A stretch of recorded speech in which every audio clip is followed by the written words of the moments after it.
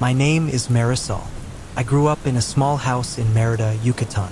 As a kid, I spent most of my afternoons playing in the yard while my grandpa rested in his rocking chair.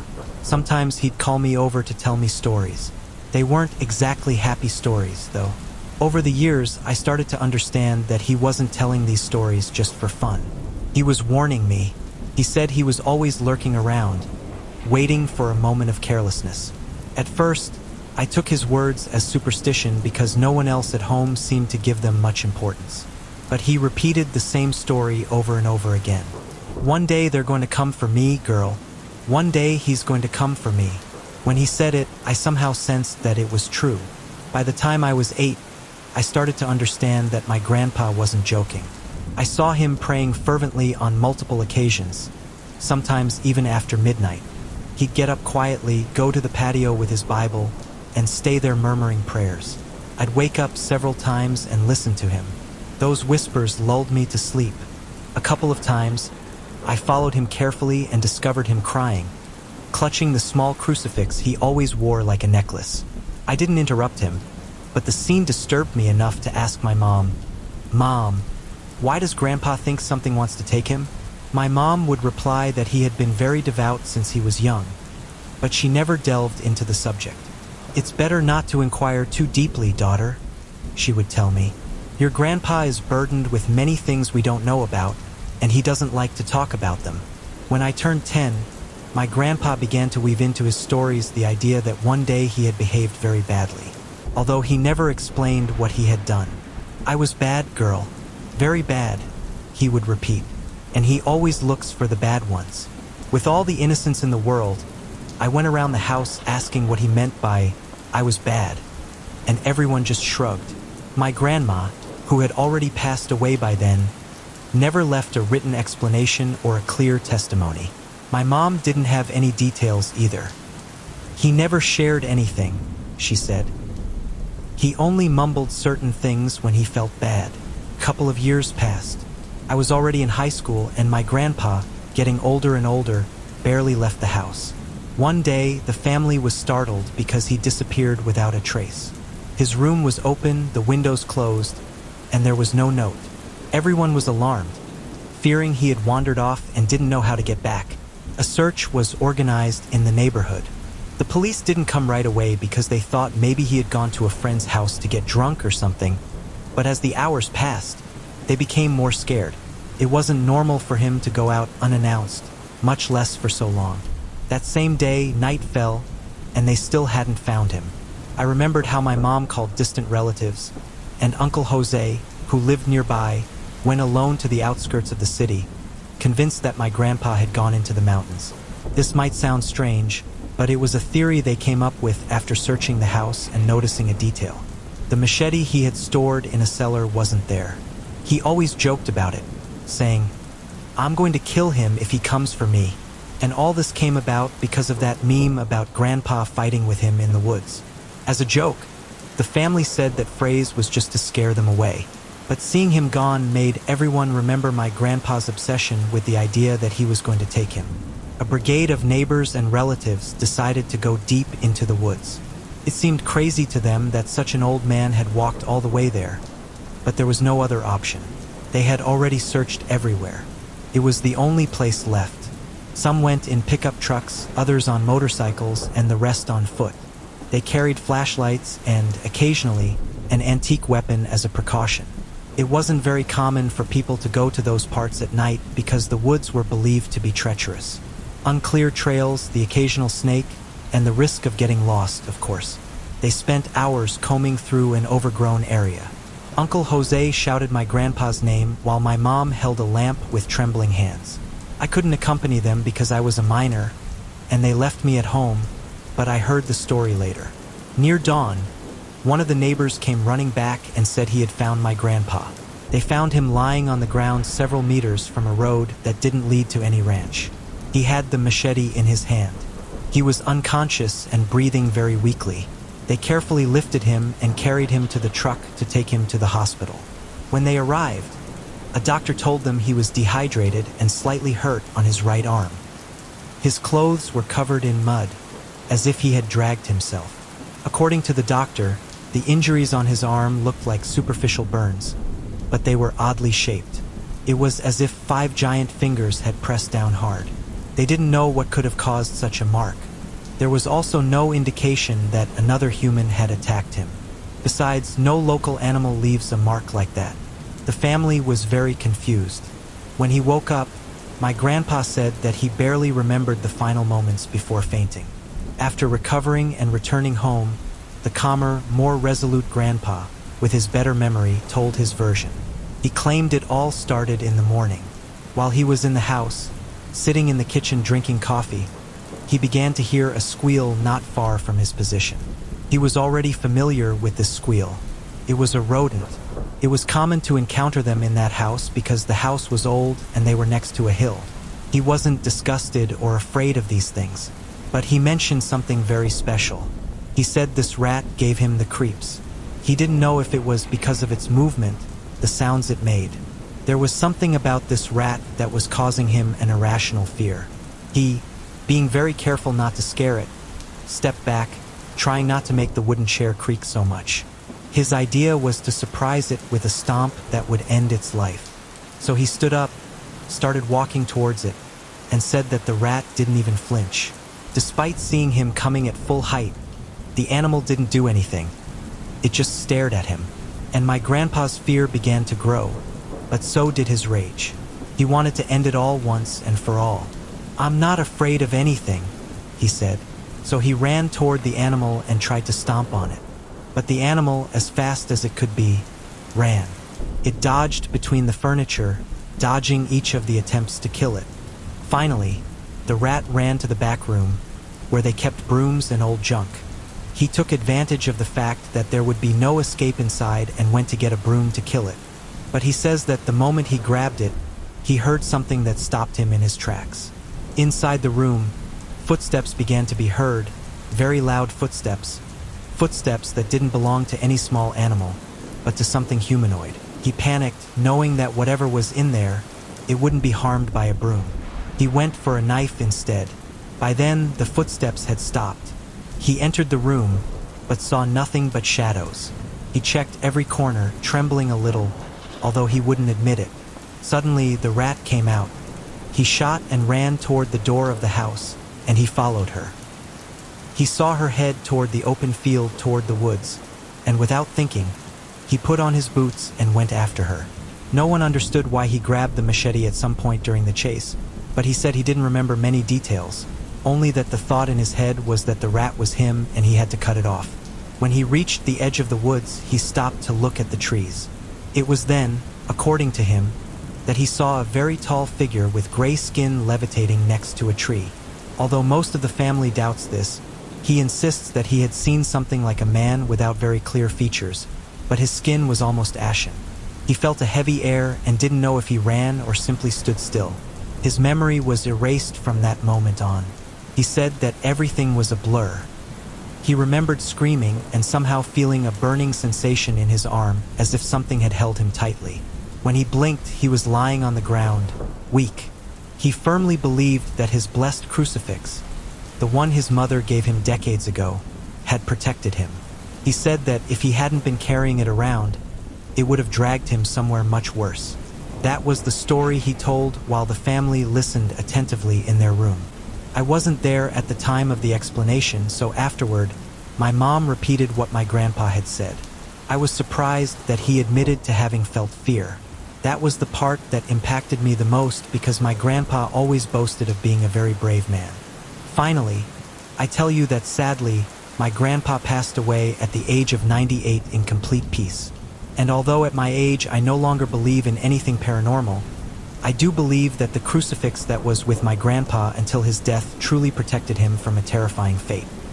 If you're enjoying the video, please subscribe the channel for future videos, and like and share with your friends.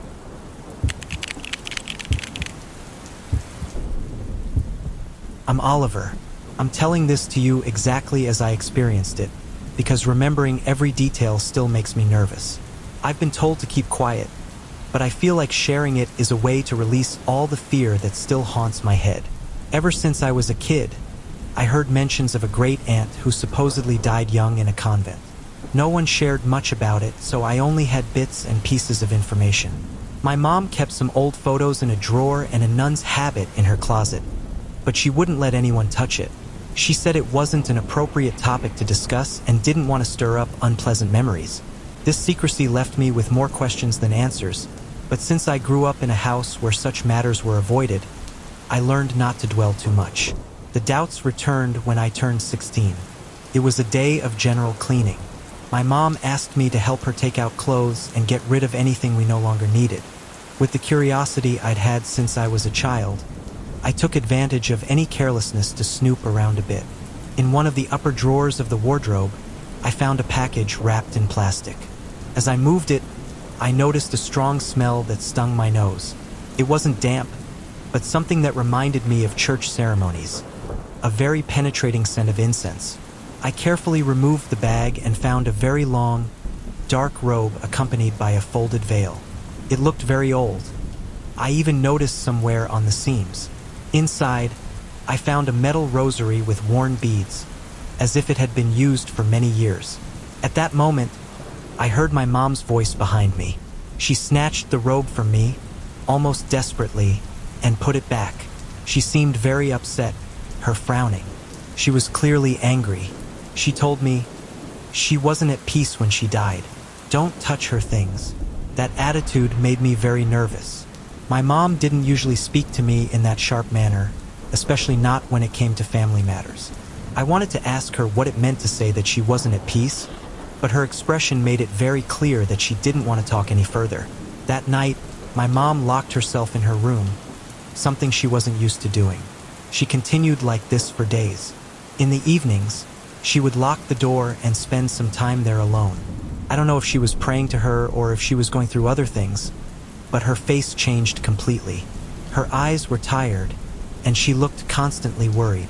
Shortly after, while rummaging through another piece of furniture, I found a photograph of a young woman wearing a habit and carrying a rosary identical to the one I had seen. It was my great-aunt. She wore a slight smile, but her eyes reflected sadness. On the back of the photo, there was a blurry writing that mentioned a date and a prayer that I couldn't quite decipher. The strange thing was noticing that incense smell again. It made me think that maybe the aroma was impregnated in all the things that belonged to her. As the weeks passed, I felt a strange atmosphere in my house. I could no longer talk openly with my mom about anything related to the convent or my great-aunt. I tried to find out more from my aunts or grandparents, but they all avoided the subject. One relative simply told me, "Your mom doesn't want you to know about that part of the family," but she didn't give me any more details. One night, my mom seemed to soften a little and told me something else. She said that after my great-aunt's death, some shady rumors arose about that convent.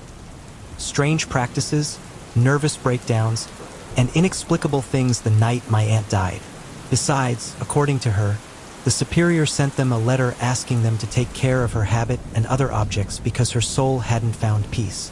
Now, many of you are probably wondering, what does it mean that she hadn't found peace?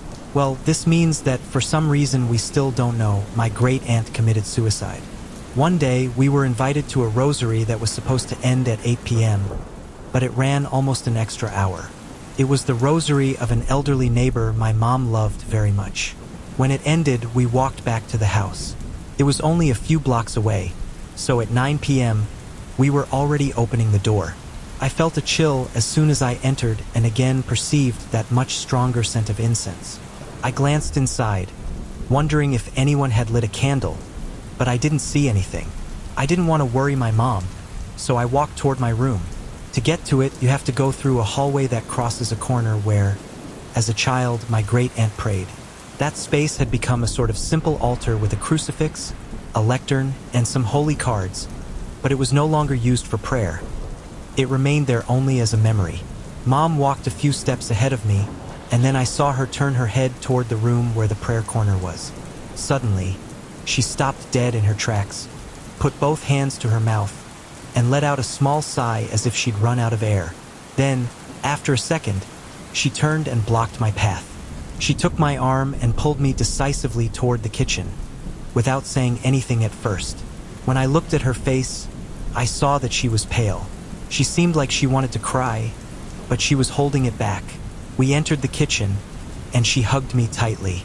"What's wrong, Mom?" I asked, frightened. She pressed her lips together and tried to control herself. And finally, she confessed to me. "She's your aunt.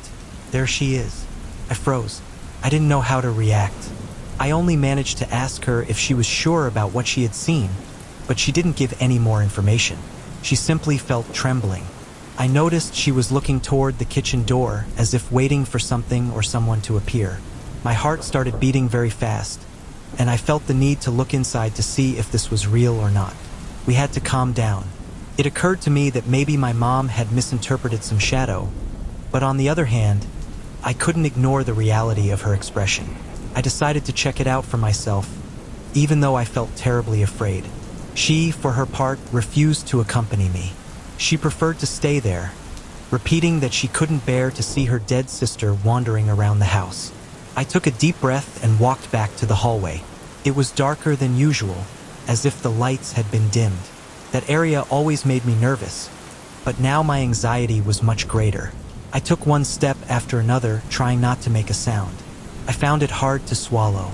My throat felt dry. When I approached the entrance to that room, I peeked inside. I had to squint to make out something, and then I saw her. It was a female figure in a habit. It was a nun.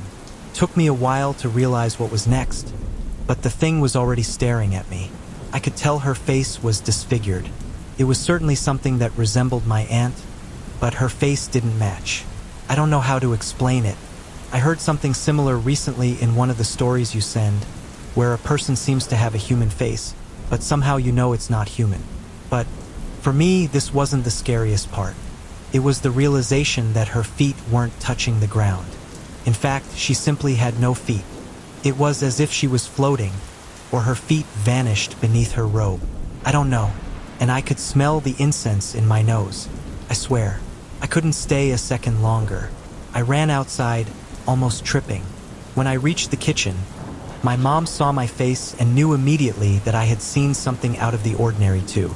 I was shaking and couldn't get any words out. I finally looked her in the eyes and told her that great aunt was still there with me. I described the habit and that somehow her appearance was horrible. Maybe I shouldn't have said this because my mother burst into tears, hugging me as if she was afraid something worse had happened to me or as if this whole situation pained her. You have no idea how terrified we were. It's like putting yourself in our place. Imagine knowing that in a room ahead there's a paranormal visitor waiting for you. We didn't know what to do. It took us a few more minutes to move. We didn't hear any sounds from that room, so we assumed nothing was there anymore. When we felt safe, we headed toward our room, first peeking into the one where the altar was. But now there was no one there. We didn't sleep that night. We stayed locked in the room, without turning off the light, praying and asking that my great-aunt's soul find some kind of rest. The next day, my mother spoke to the priest at the nearby church. She told him what had happened, partly without going into too many details.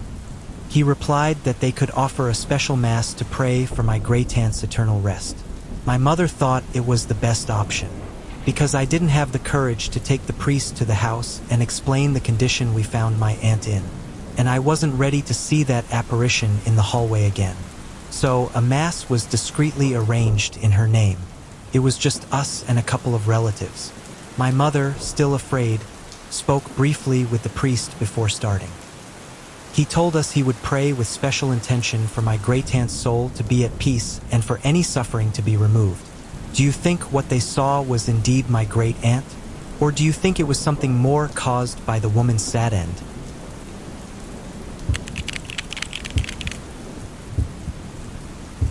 I'm Theodore.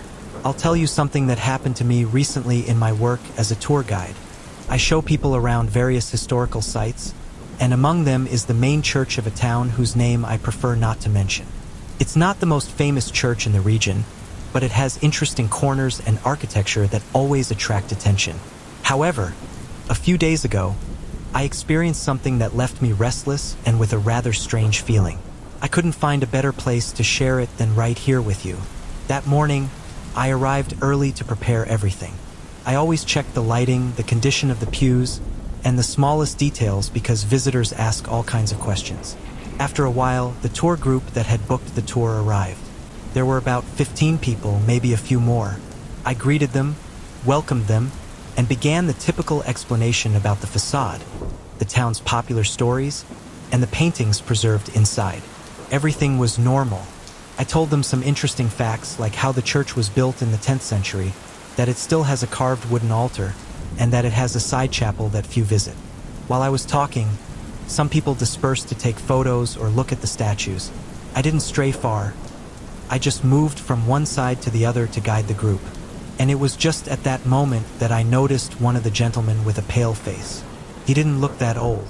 Maybe he was around 50. He walked as if his whole body was heavy. It was obvious he was in bad shape. I asked him if he needed to sit down. He said he was fine, but his voice wasn't convincing. We then moved toward the central area, where the stained glass windows can be seen. I was explaining a detail about how the light filters in when I saw the man stagger. As soon as I got close, he began to convulse. It happened very quickly. He fell to his knees, and his eyes rolled back in his head. The rest of the group was startled. Obviously, there were screams, and some ran to get help. I tried to remain calm, even though inside I felt tremendous anxiety. This was the first time something like this had happened to me. I spoke to him carefully. I tried to keep him from hitting the floor. A few seconds later, the man began to make strange sounds as if his throat was sore, and suddenly he let out a kind of grunt in a hoarse voice that definitely wasn't his. I had heard it before, and that sound, that voice wasn't his. He was saying things that didn't make sense, but somehow it seemed to have a hidden meaning. I remember one of the phrases perfectly. I don't know why this one in particular stuck in my mind, but he said, "Takel, takel, don't look, don't talk." Meanwhile, people were asking me what to do. I told them to call emergency services, although we didn't know if that would be enough. At that moment, I felt out of place, as if something unexplained was happening right before my eyes and no one could see it. In my mind, I thought maybe he'd had an epileptic seizure, but I'm telling you, something in his voice made everything natural or explainable lose its meaning. After those 10 seconds, the man regained his sanity, if you can call it that. He suddenly opened his eyes and looked around, bewildered. I think he had no idea what he'd done. We helped him sit down on one of the benches while I asked him if he remembered anything. He put his hand to his forehead and was breathing heavily. And what he told us, I think, left us with more questions than answers. He told us that inside, he'd felt a very intense burning sensation, as if something was burning him and forcing him to move without his control. He said it was a sensation of force that ran through his body and that he couldn't stop it. A couple of tourists approached to give him water. Most of us were still in shock. I was on the lookout in case it happened again. Then, suddenly, he stood awkwardly, stared at the altar, and began to pray. He seemed desperate. I saw him put the water aside and walk slowly to stand in front of the altar, uncaring that everyone was looking at him. Uncaring about the help being offered, he just knelt, looked up, and began to pray with his hands clasped. I'd never seen someone pray with such fervor, as if they truly feared something. Some in the group stayed nearby, waiting to make sure he was okay. Others kept calling emergency services to see if we should take him to a hospital. I wasn't sure what to do in that situation. In my experience as a guide, the worst thing I'd ever had to do was help someone who fainted from the heat. But this was very different, and to this day I still don't know how to explain it.